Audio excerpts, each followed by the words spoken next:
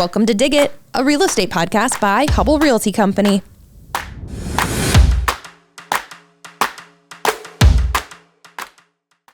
Well, welcome back, everyone, to Dig It, a real estate podcast by Hubbell Realty Company. Today, I have two wonderful gentlemen in my presence to talk about the Masters of Real Estate and Development program up at Iowa State University. So with us, Professor James Spiller, Associate Professor and Program Director for Master of Real Estate Development, also known as MRED. That's correct. Is that right? Yes. So if we say that, that's what it means, people. That is the colloquial phrase that I stick with every day. Up at the Iowa State University, I am a Cyclone grad. We have many, many, many in our presence over here at Hubbell, so you're in good company today. It's a Cyclone state. That's okay. Yeah. Oh, yeah. The Cyhawk series coming up. I know it is. It's not too far, not too far. Yep. All right. And John Schmitt. Yes. Market analyst. Yep. For Hubbell Realty Company on the development team. Yep. Correct? Yep. I have been with the Hubbell Realty Company about 10 and a half years. I spent about 6.5 on the operations side, and then I've been on the development team for the last 4 years.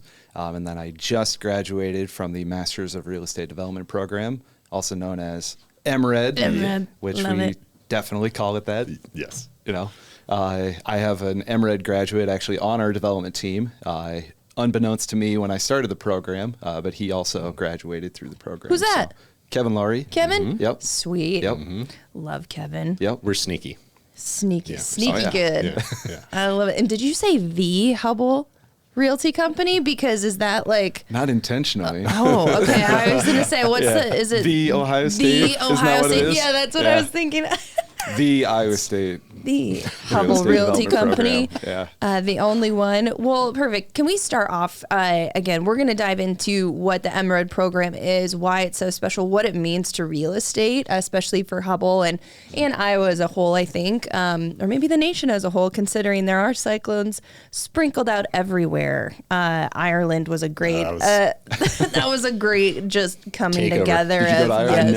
No, I didn't make it. None of us went. Yeah. Sad. Yeah. One of Casey my Port team was in. members did. Yeah, I was going to say we had a couple team members. Yep. Casey, our marketing director, Sarah went, and it was like I had major FOMO the whole time. But what brought you to Iowa State? Let's just start there and kind of how did you get started? We should also, I don't want to fail to mention Hartman Spiller as well. Just tell us a little bit about both of those things. Sure. What brought me to Iowa State University in particular, I had the opportunity to join the faculty at the Department of Architecture in the College of Design in 2010. So this is many moons ago, pre-gray hair. And I jumped at the opportunity. The Department of Architecture at the time was a top 10 program. So I was thrilled to be invited to join that cast of characters and brainpower. So I taught at Iowa State in the Department of Architecture and the College of Design for 6 years. In that time, I was able to teach pretty much across the curriculum from entry-level freshman studios through graduate-level studios, fourth, fifth-year students, et cetera. So I was able to experience a cross-section of the academic world. I was invited to participate in a variety of leadership positions.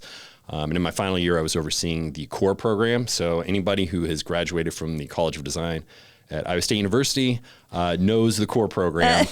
There are hundreds and hundreds of students who are eager to enter particular professional pursuits.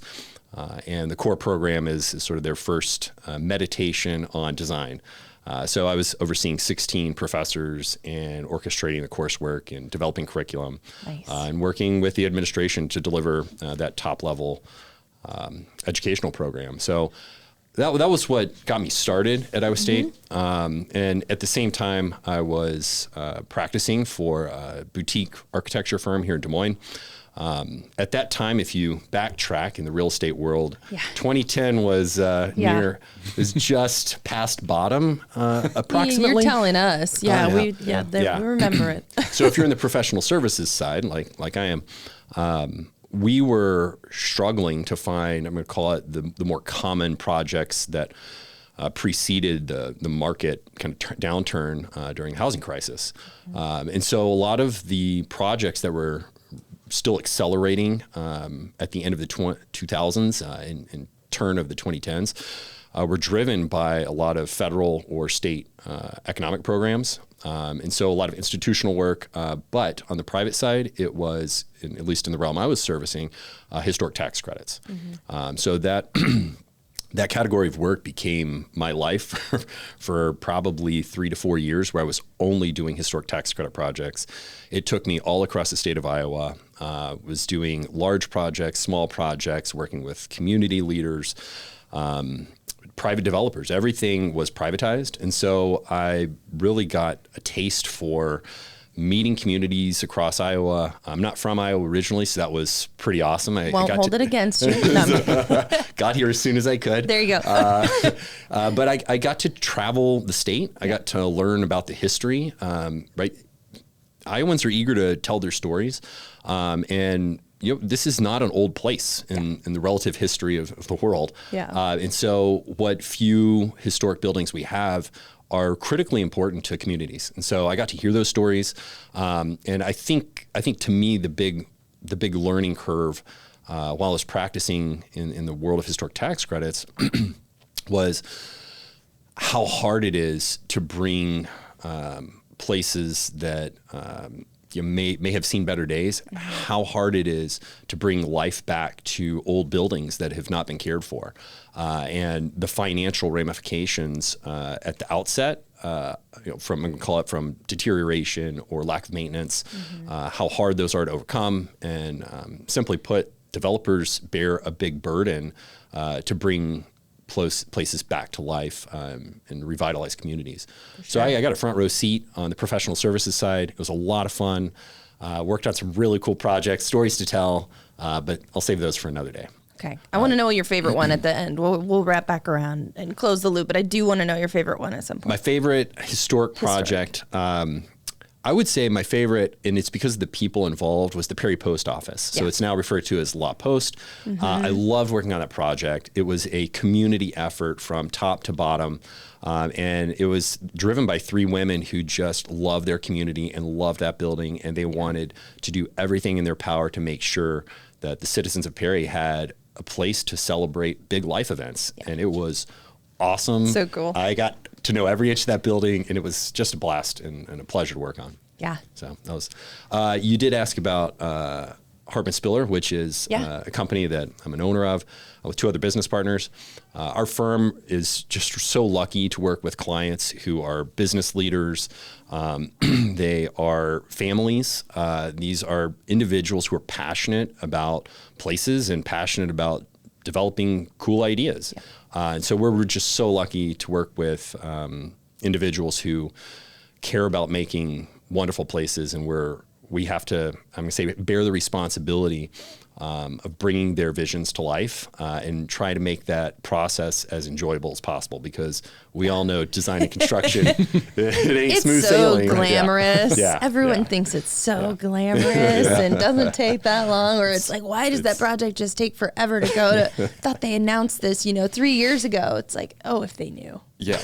Which we are trying to educate on this podcast every once in a while. Right. Right? Of what all goes into it. Well, let's dive into the Master's Real Estate Development Program a little bit. Just kind of what that is. I've seen that it's been called, the first of its kind in the Midwest, which that is a very cool title and cool thing for people to keep saying over and over about this program. But let's hear from both of you just kind of about, James, maybe first, what it is. Sure. I also feel like I should call you Professor Spiller. I know that's just silly, and I'm a grown-up now, but I'm in the presence. I address him as Professor Spiller, not email, so I owe him my respect as well. Okay. I am not a graduate, but Professor Spiller. Yes, sensei. Tell us about it. First of its kind in the Midwest, kind of why is that? What is the program for those, listening? And then John, I want to come over to you and hear more about it, your experience.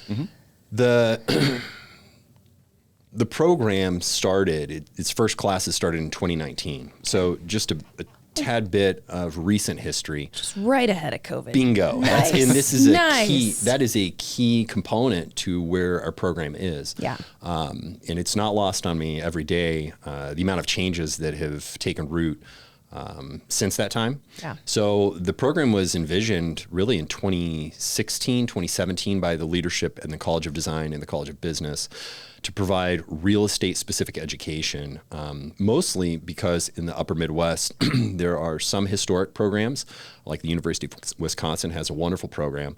And then there are smaller community-based programs that do exist, but none in the state of Iowa that service working professionals. And this is the core of our program. So first in the Midwest, people might ask, well, what and why? The short answer is our program is a real estate master's degree built for working professionals. That is what makes it so unique. We are here to help professionals move from one arena to the next. And sometimes that's a vertical climb. Sometimes it's a horizontal pivot.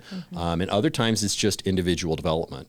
So we have brokers, right, who eat what they kill. Yep. We have students who are in corporate America who are really working on national and international projects.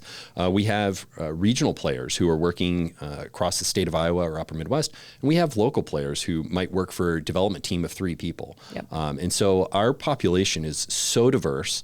We're pulling from different industries, architects, engineers, financial analysts, so on and so forth, serving different populations. And so our program was envisioned primarily to allow students to access our education and our knowledge areas from wherever they may be, whether that's Florida, Arizona, Keokuk, right? It doesn't matter. And our program is built to say, we're here to serve the people. We're a land grant institution. And so the Iowa State University Master of Real Estate Development Program is built to serve that. Yeah. It's why it's the lowest cost for a master's degree program in real estate, is because we believe this is an education for people who are ambitious and want access and don't want to have to give up the entirety of their lives where they are in the moment. And so that's how the program was imagined. We've grown up in COVID and post-COVID. And so if you think back to coursework in 2016, let's say, and compare that against what will be happening in 2026, this is a light year away. And so our program has had to evolve. And to me, what First in the Midwest meant in 2019 when it launched is very different than what it means today. To me, our program is built to be flexible on a student by student, individual ambition basis.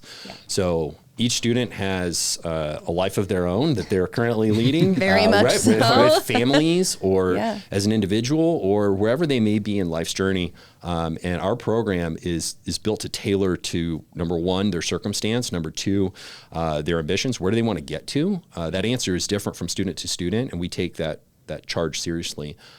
To help provide guideposts to make sure they're on the path to get there. Totally. Well, and John, on that note, like, again, a very hybrid delivery, but what drew you to the program, and kind of take us through the starting of getting there, and then maybe we'll dive into a little bit more of like the curriculum and some of the other things that the program goes over. But how did it get your attention, and what drew you to apply? Yeah, it was probably personal growth and networking opportunities with, like you said, both local, regional, national. Basically, the asynchronous and remote nature of the program allowed us to pull in from all over the country. I remember I had coursework, I had class projects with like a real estate agent out in Reno, Nevada, for example. I had another class with an engineer in Tennessee, civil engineer in eastern Iowa, basically people from all over the country, like I said, all different disciplines within real estate, because it is such an interdisciplinary program, industry, everything. As far as personal growth, it was just, I joined the development team about 4 years ago, just, hard look in the mirror, and it's like I acknowledged that I needed more formalized training and needed to hone my skills better. So that those two drivers, I would say. Well, and how did that blend with, because you are a dad, you have family, you have other things going on. How did that factor into the program choice Iowa State specifically? Yeah. Again, that asynchronous, I would not have been able to uproot my life and go out to Madison, Wisconsin, for example. Right. My wife works here locally. We had I think she was 18 months when I started the program. Now I have 2 under 4. So yeah, I would not That's have a been challenge able in to itself. yeah, work full time, be a dad to 2 little girls, Yeah. and then do my schoolwork, so I was able to do it nights and weekends in the time that they were asleep, still have, quality time with my family, still be able to work my full-time job and, better myself in the nights and weekends. Balance it out a little bit. Yeah. Still a lot. It's still an undertaking for people right. And I mean, that's any continuing education, getting the, laying out the program for someone listening, thinking, okay, what kind of time commitment or credit commitment does it take? So the program in total is 10 courses. It's typically 21 months, but again, students get married, they have kids, they have life events happening in real time, they move, they get new job offers, so on and so forth. So the program has I would call it a pathway that says 21 months, if all things fall in line, that's a reasonable and good effort to get you to where you need to be. But functionally, we've had students finish as quick as 15 months. I had a student challenge me and say, "Can I do it?" And I said, "Let's see." And they did, and they were serious and capable. They had the time ability. We also have students who've taken 36 months or even a little longer, given particular life changes and other events. And so it's meant to, I'm going to say, provide a pathway. But as life kind of meanders left and right, we recognize that and understand that we need to be good partners and stewards of time and resources. Does life ever meander? When my 2-year-old was born, for example, I took the summer off so I could spend more time with her. So Yeah. Again, it's flexible. You can kind of hit pause. Yeah, exactly. Absolutely. Basically, tailor the program to whatever suits your needs from a time commitment, but also the program, because about half the credit hours were prerequisites, required coursework, and those were more broad stroke classes. But then you had your electives that you could kind of choose your own path, choose your own adventure. I was going to say, choose your adventure at Iowa State. Am I allowed to say that? 100%. Okay. Yeah. I don't have to I didn't even think about the TM. Yeah. Whatever. I'm leaving it in. We might cut if they come after me, we'll cut it out. Wait. All right. I can say it, but do I have to whisper it? Oh, I don't know. I whispered it though too. Okay. You should. All right. Then we have our bases covered. Because people listen more when you whisper, right? Good. Yeah. I think that's exactly. I think that's why they do that. Throw There's them a some curveball. academia behind that. I'm pretty sure. I'm the wrong guy to ask. No, okay. Professor Spiller. Okay, will you highlight some of the core areas of what you guys study, and maybe is there a capstone? Is there a project that kind of rounds out the program? Just go into more of that. I think to zoom out a second. Zoom all the way out. The real estate development as a call it area of study is still fairly new in kind of the longer, we'll call it distance of higher education. In particular at Iowa State, we've curated coursework from 3 incredible world powerhouse colleges, the College of Engineering, College of Design, College of Business. So all the coursework is coming out of just an incredible wealth of knowledge. As a part of that, we've been able to tailor coursework to provide, number one, the fundamentals to somebody who might be new to a knowledge area. So if you're new to construction, there's coursework to say, hey, here's a bite-sized chunk on what you need to know. If you're new to finance, here's the starting point, the starter package for a fully formed adult who's ready to tackle hard ideas and ready to jump in. So the fundamentals are covered at kind of, we call it ground zero. Nice. The second layer is then how deep do you want to go into a particular knowledge area? And that's the part that is person by person. So some students might say, I really want to dive into the finance side of real estate development. That's a big part of it. Mm-hmm. Most real estate developers, what really separates their work from all of the other industry players is the pro forma. Right. And our students need to know how to author a pro forma and how to guide a pro forma as it evolves through a project cycle. So that's, I would call it the starting point, an expectation.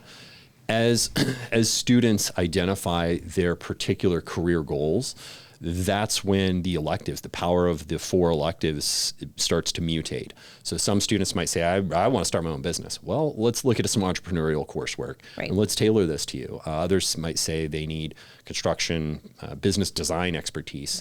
We have, like I said, we have coursework in historic tax credits. So somebody's like, of course you do. Of course, right? It's not taught by me. It's taught by a more significant expert than myself. I just talk about the bruises and scars. They can talk about the technical expertise. Yeah. Right. But I think that holistically, the goal is to provide the foundational requirements that any professional is going to need to speak the multiple languages inside of the real estate industry. And then from there, they have to identify where they want to go, and we're going to push them to go as far as they can. Yeah. What say you to that? Pushing as far as I can. And then just the core, the core work. How did you kind of end up navigating that? What did you go in for, and kind of what did you want to expand on from a knowledge standpoint? It was definitely that the pro forma building angle. That was really what I had kind of honed in and focused in on, just because I was already on the development team. So I wanted to kind of round out the skills that I would be, more relied upon on the team. Not necessarily like the pro forma building, but those underlying, assumptions that we would plug in. So basically just further my knowledge on determining rents and stuff like that. Yeah. From a construction standpoint, I did take a construction engineering class. We have our own construction team. Basically, Iowa State is a pipeline into our Hubbell Construction Services team. Yeah. So they kind of have those bases covered, but I still wanted to at least, have some knowledge base underlying. It's still nice to be able to speak the lingo every once in a while. Yeah. I make this joke, I have a running acronym book. Because there's so many acronyms when I first started, and real estate was not in my background, construction development, what have you. And so when I first started, I just started writing all the acronyms down. I'm like, PUD, what are we? What the hell are we talking about here? So I just have a list of them. But it is to just have that foundational start and not have to source it all yourself, I'm sure is just a huge leg up. And you have resources, right next door with HCS. But exactly. It's good to... It sounds like a wonderful elective course you're describing. Right. The acronyms of real estate. Yeah. It's true. Seriously. We can make that happen. I have a starter pamphlet for you. Yeah. I'll send it over. Architecture and construction probably have similar acronyms that mean two totally completely different things. Yeah. Totally different things. And then the finance side is a whole nother. I don't even want to go into that. It's a whole soup. Yeah. Yeah. For sure. What were some of the most some of the really valuable things that you took out of some of the classwork outside of, connecting with people across the nation that you probably would have never overlapped with before, right? Yeah. So most valuable or most fun to learn about? Either one. Okay. Either one. Okay. Well, most valuable, there is a market analysis class that I'm a market analyst on the team. You nerded out, didn't you? It was specifically tailored to what I was kind of seeking. One of my fundamental goals of the program, basically just kind of leveraging some of the government information sources that we have access to for free, basically leveraging those to, further back up our decision-making process in that pro forma. Yeah.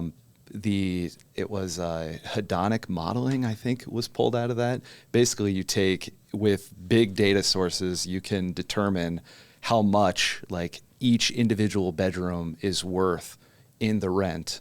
If your data source is large enough, you can kind of use this hedonic modeling to determine that. I have not done it yet, but I want to. It's on your radar. Yeah. At some point in the future, I want to take our entire portfolio and basically determine, have all the variable inputs in there, and then determine how much is a swimming pool worth to the underlying rental rate? Yeah. How much is a different submarket worth to the underlying rental rate? How much is each individual bathroom worth? Right. A 3-bed, 3-bath versus a 3-bed, 2-bath. What is the actual underlying rental? Is this what keeps you up at night? Yeah, exactly. I love it. Just sit. I love it. What was the most? Well, you said most fun. What was the most fun? Most fun. I just wanted to absolutely call out the real estate law class with Professor Bootsma. Anybody going through the program, you have to take real estate law with Professor Bootsma. Just looking into the camera here to make sure it's time. Ready? Any students listening, to do it. You have to go through real estate law with Professor Bootsma. You hear real estate law, and it's like, oh yeah, it's dense subject matter. Anything. He makes it so much fun. Yeah. Yeah, he made it very enjoyable to learn about the underlying nature of real estate law. I will say those professors and those teachers are so special. I'm sure we all have them. Mine was Barbara Mack, and so she was journalism law, and again, someone who could take the most mundane topic and turn it on its head. Yeah. And you were excited to go to that, is it a $499? You were excited to go to that 400 level class, even though that was not your forte. You kind of in the beginning of the year were like, ooh, go, please don't. Yeah. It makes all the difference to have those type of professors. It really does. Yeah. And I'll give you an example of how he made it fun too. Okay. Hopefully, okay. So I want to hear it. Yeah, at one point, you'll have to stop it. You'll have to stop it. I'm not going to. If you need to cut me off, I completely understand. Let's do it. But yeah, we were basically going through, and we would have weekly readings. We would go through case studies. We would watch his videos on the topic each week, and then we would have to post something to the discussion thread. At one point through the semester, he was dubious. He was concerned that some of the select students may not be watching every single second of the videos. Mm. Yeah. So at the end of one of the videos, he's like, all right, this week I want to do something fun just as a test case, just to, something funny for those select students that, might be going through every single finer detail of the course here. Which, by the way, I can tell you, John is one of the finer detail people. Noted. Usually. Work into the discussion post some obscure phrase. I think it was over the barrel or something like that. Just work it into your discussion post. So it was delightful to go through and read the other discussion posts to see the creative ways that people worked in over the barrel into their discussion. Yeah. It was very funny. Needle you. Yeah, I exactly. love that. It was great. Yeah. Oh, there are tactics, aren't there? There are many ways. Okay, well, we won't give away all the secrets. I won't tip my cards to the public. Too much. Yeah. Plus, now I know, the how you prove negligence.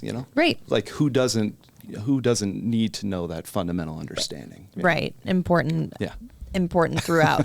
Another important topic, mentoring and networking. I mean, I want to touch on that because I know that is, two strong pillars of the MRED program, especially as it relates to the Executive Advisory Council. Our SVP of Iowa Home Building, Rachel Flint, is a member, sits on that council. And so how does that council of professionals,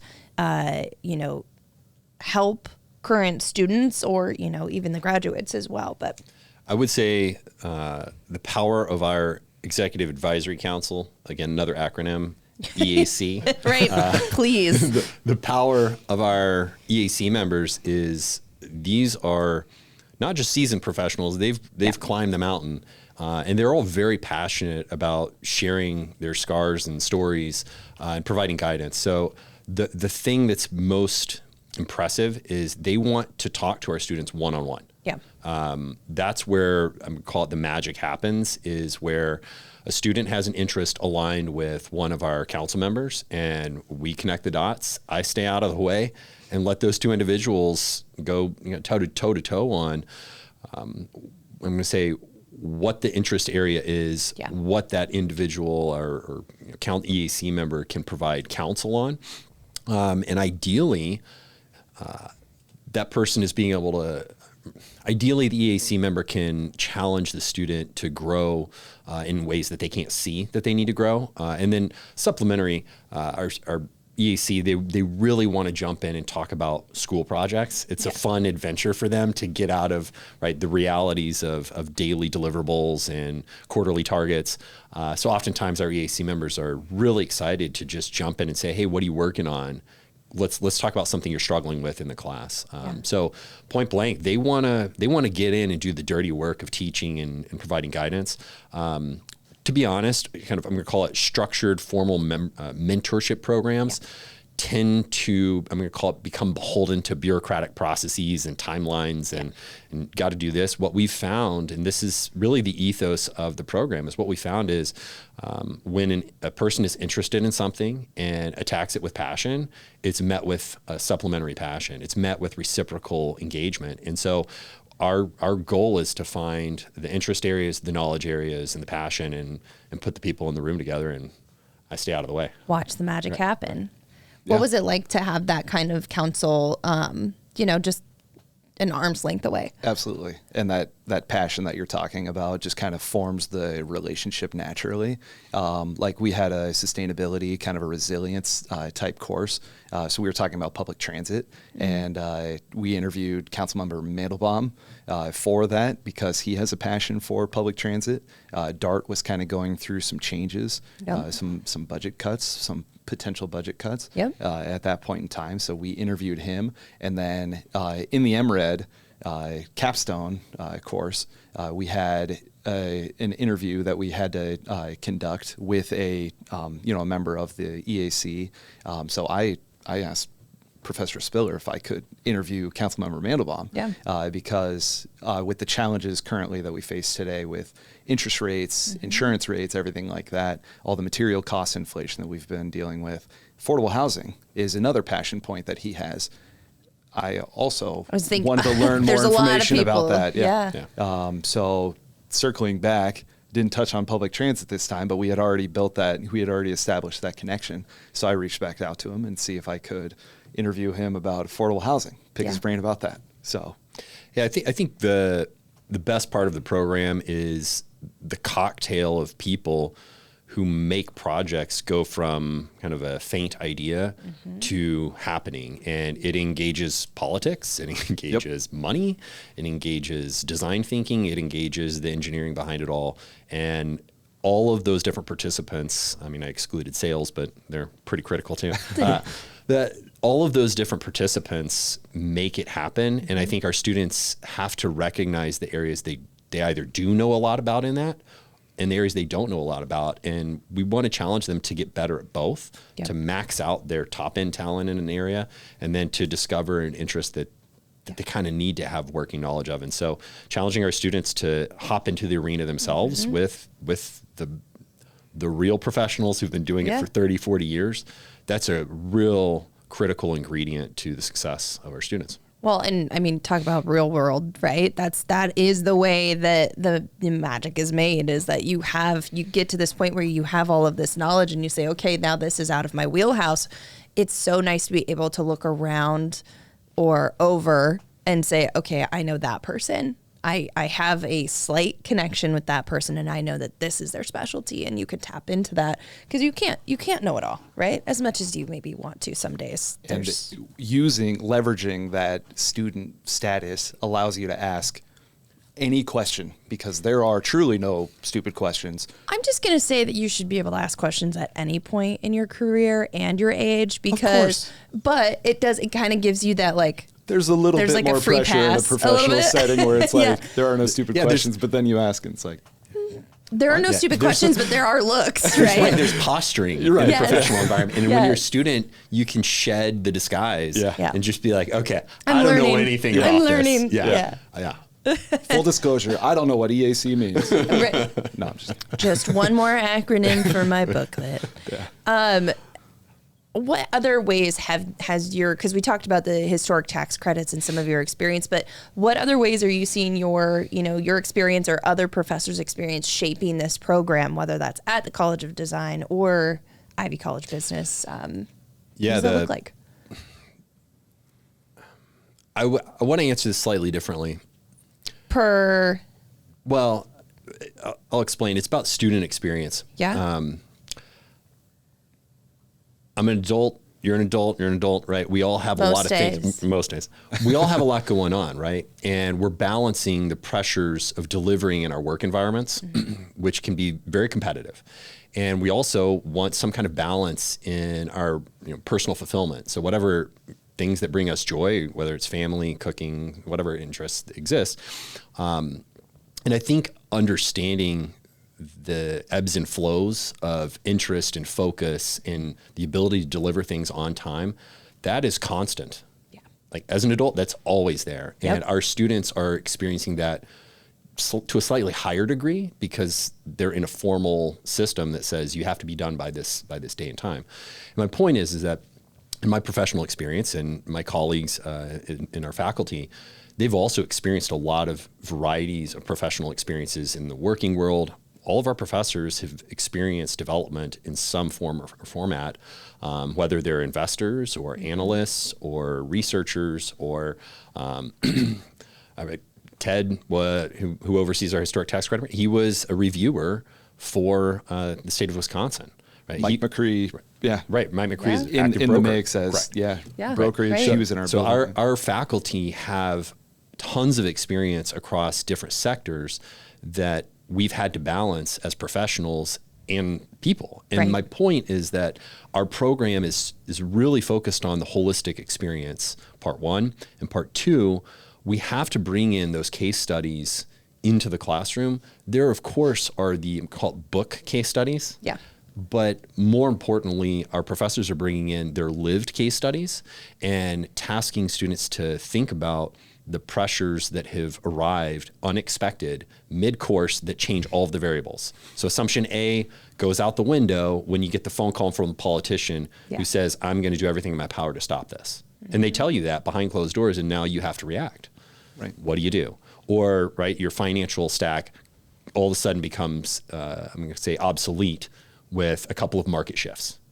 Right? These are the sorts of unanticipated actions that show up in real estate deals, and our professors have had to navigate these, whether it's professional services, sales or brokerage, whether it's on the underwriting side. All of these, we call it composite experiences, arrive in the classroom from different viewpoints. And to be candid, like my opinion of what's a problem inside of a project is wildly different than the other faculty members. And that's the exciting part is it's project dependent, variable dependent, outcome dependent. Yeah. Still getting that variety of thoughts and mindsets even in that setting.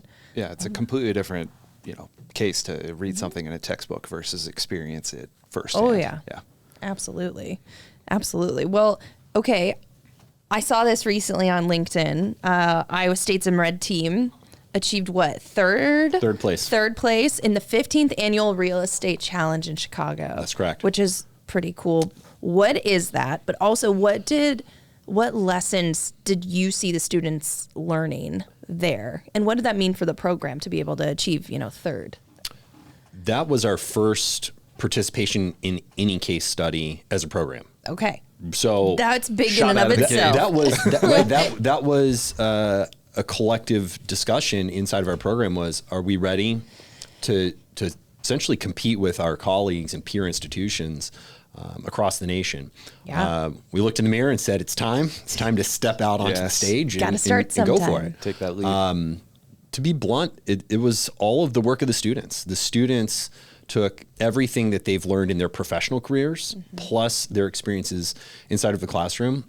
And I think it's a couple of things. Number one, the desire to compete and the desire to perform on display. It's time to step up. Number two, I think our students really were forced to lean on experts. They realized how little they actually know in certain areas. And that's the point, is the developer is the orchestrator or conductor requiring experts to arrive and provide guidance and data points.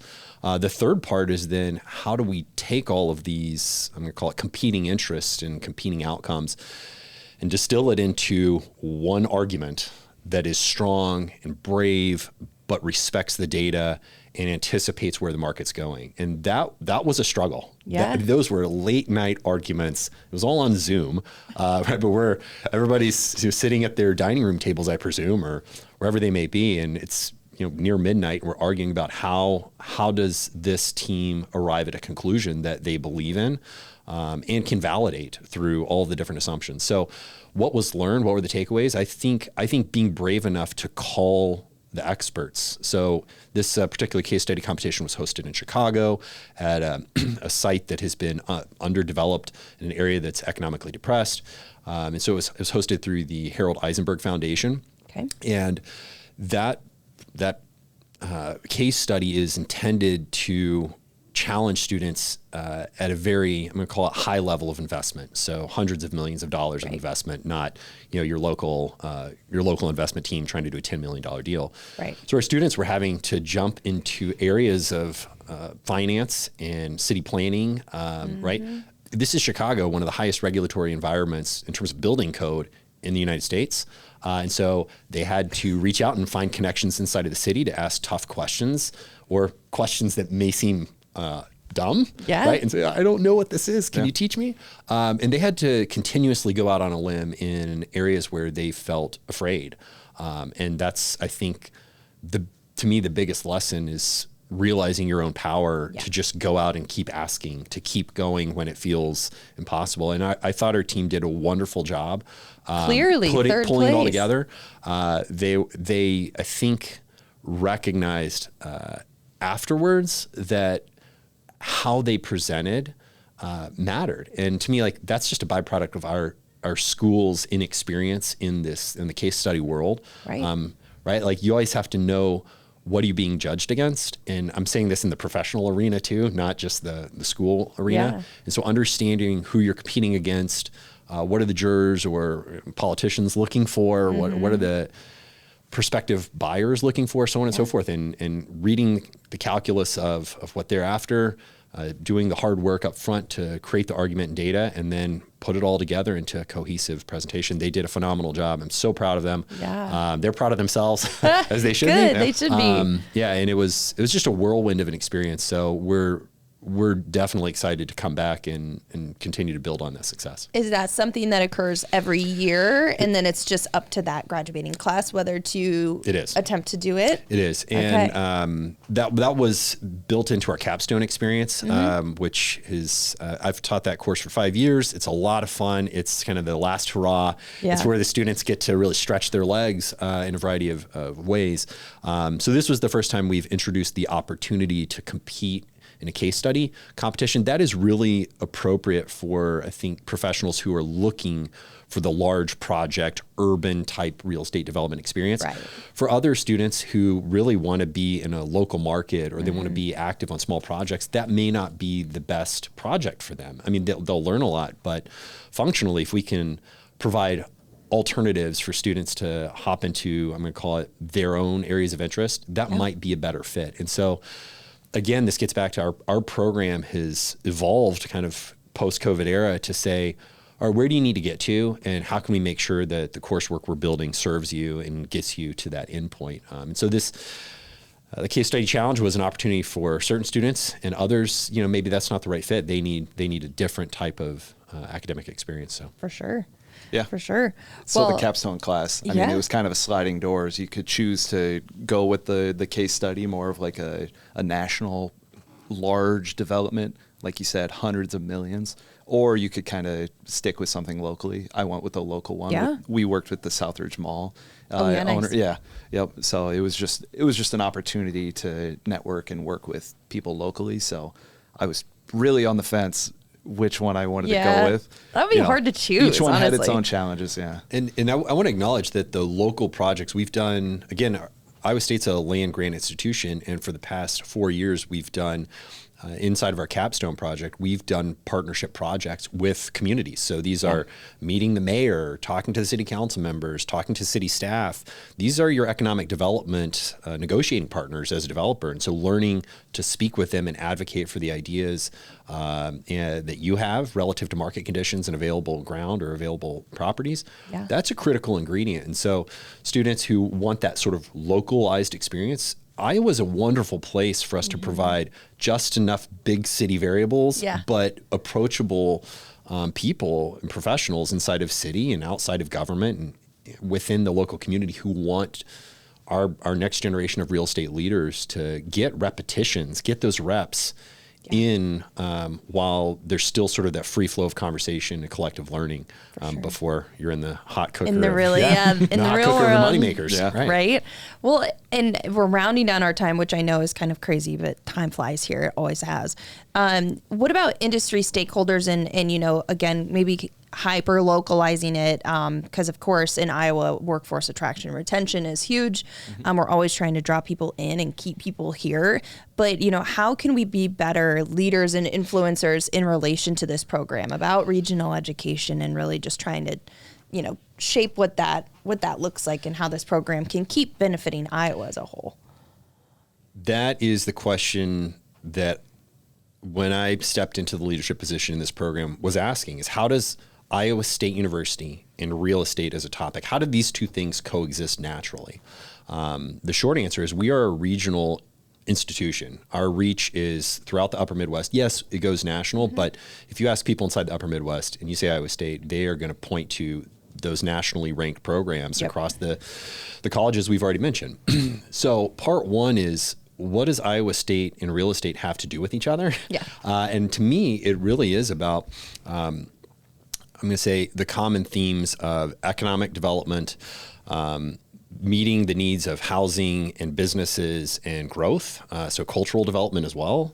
And then I think on the other hand, it's the expertise to deliver those. And to me, where Iowa State University and real estate really collide that I don't think any other institutions across the nation are set up to, is that we can talk about processes across all three industries better than any other institution. We can talk about design, we can talk about business, we can talk about engineering, and we can go as deep as you want to go. And the reason this is important is a regional play. And I want to answer your question about how to support that.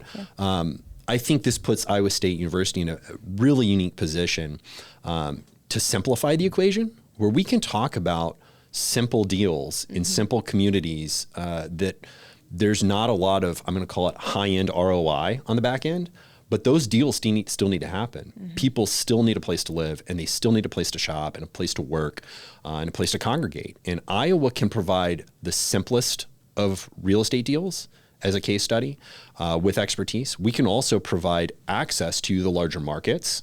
Our students export and our leaders export to all of the major markets in surrounding states.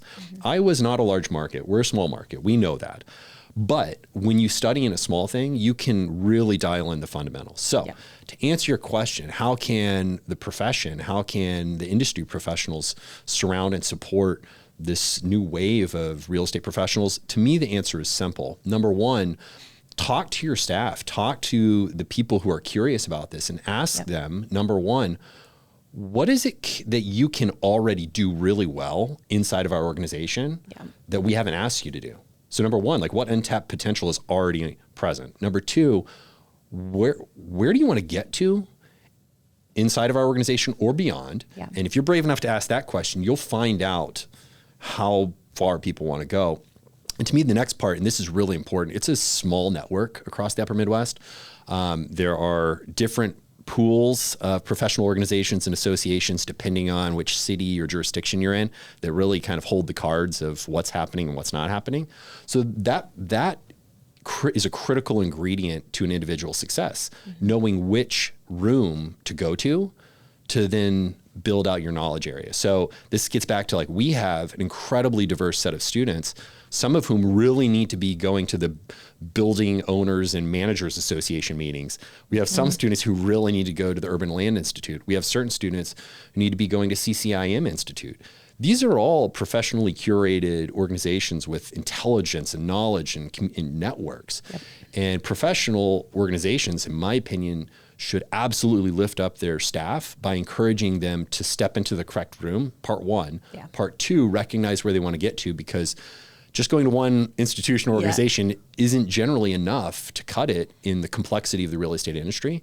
And so it's identifying where are the gaps in both skills, hard skills, soft skills, but also gaps in curiosity, and who can fill that void.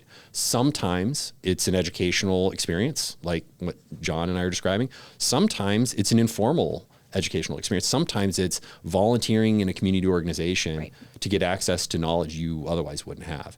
So to me, it's number one is an organization. Ask your employees where they are, where they want to get to, offer support. Maybe it's financial, maybe it's time, maybe it's networking. And then lifting them up as much as you can and showing them what they cannot see. So if you can do that, there are plenty at the ready inside of those different locations to hop in and provide that next level of support. Yeah. I mean, I would say just build the connections.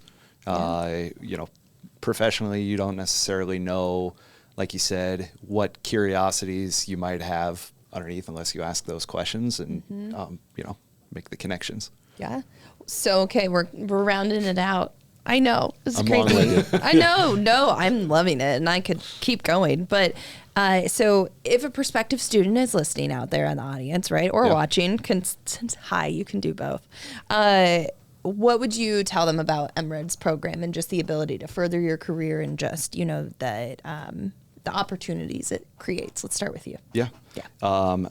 Again, the opportunities, it is connecting with people from every single aspect of the industry. Because it is asynchronous, it is remote, you are able to pull in people from everywhere. Yeah. And that just, you can bounce ideas off of somebody who would look at a problem in a completely different way than you would, which is beneficial.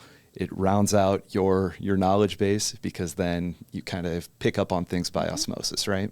And I would say, looking at people who are considering the program, I had chatted with Chris Sadors, my former boss, before I joined the program, kind of talking it through, and she kind of summed it up pretty directly, where it was, if it's something that you want to do, if it's something that you want to accomplish in your life, like, it is only going to get more difficult as your children age, as life gets more complex.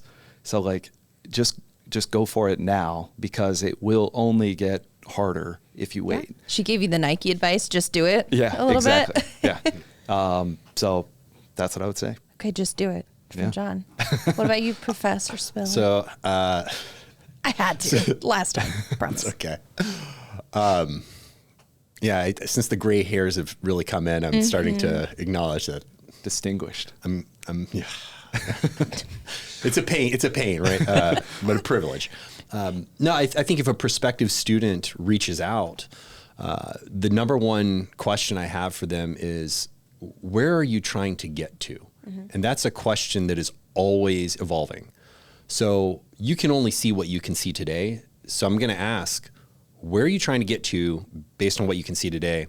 The exercise I always advise people to think about is start when you're 70 and work backwards. Yeah. So what sort of pride do you want to have accomplished? What sort of pride in yourself, in your actions, your behaviors, the outcomes? For some people, that's financial security. For others, it's a sense of community. I'm going to call it commitment. For others, it might be a pride in family, so on and so forth. And so if you start at the end and work backwards in sort of 15-year increments, then 5, then 1, and so on and so forth, you can arrive pretty quickly at what is it that I'm trying to get to, and asking those questions generally provides a direction. And so if you can identify the trajectory, that will set a course for where you need to go, who you need to talk to, and what rooms you need to try and put yourself in or get access to. And once you're there, it's on you. Yeah. Right. You gotta be brave, you gotta have the skills, and you gotta trust in yourself. And so I would say for prospective students, or really just people who are curious, it starts with your own ambition and outcomes. And if you can identify those, the next step is then being brave enough to reach out to people who can tell you what's beyond that horizon you can't see yet. And this is the wonderful thing about Iowa. Again, I'm new to Iowa. Everybody in Iowa wants to help. It's shocking. People don't really get it until they get here, but there's a willing hand around every corner. I love that. I love that. Well, okay. We have to do our off the rails question. All right. Are you ready to end it? I mean, again, we could keep going on. I don't know. We'll just go get coffee. Quite literally off the rails. So it is off the rails. Anxiety. So, all right. This is a randomly generated question. I did not populate it. I did not choose it. What's the best compliment you've ever received? That's all we talk about, looking inward. Oh, go. Professor Spiller. Oh, okay. Full circle. Excellent. Was planted. Brought it right back around, didn't he? So I don't know. I don't even know if it's a compliment, but you took it as one, clearly. I took it as a compliment. Okay. I was told that at one point that my one-word descriptor, inquisitive. Inquisitive. Yeah. Just curious. I don't know. Yeah, be curious. Ask questions. I like that. Well, why am I not shocked that he went through the program then? And if he's already, right? All right, I'll answer it seriously. Similarly, but differently. When I was in middle school, I had a teacher tell me that I was a Renaissance man, and that lit a fire inside love of my that. head. Historic. Just Yeah. Teachers have a way, and this is a fitting teachers, again, they have a way, whether it's making law interesting or making you feel seen, but teachers have a way of just opening doors that you didn't know could be opened. And I very, very much appreciate that. And I had a similar teacher say, you're a good writer. I was like, I am good at that. Why didn't I know that myself? I enjoyed it. It's nice to hear someone else validate things that, again, you may not know about yourself, or you may not just look inward and think all the time. And so, I mean, the people who choose to make education their career, they are intrinsically motivated to motivate others to see the best in themselves, we can't say right? thank you enough to the teachers out there. Absolutely. All As the the start of teachers. school, I don't know when this episode's coming out. Yeah, it's the start of school. It doesn't start of matter if it's a school. month into school or years into school. That's Thank you, teachers. yes, thank you. An immense thank you.